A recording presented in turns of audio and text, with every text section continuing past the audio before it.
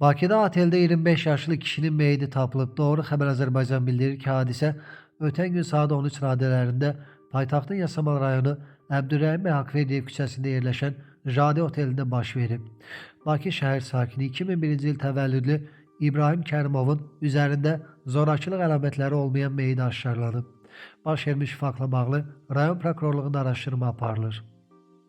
Respublika Təcili və Təxirə Salınmaz Tibbi Yardım Mərkəzindən bildirildi ki, fevralın 12-si saat 13:34 radələrində mərkəzə Bakı şəhəri Yasamal rayonundan çağırış daxil olub.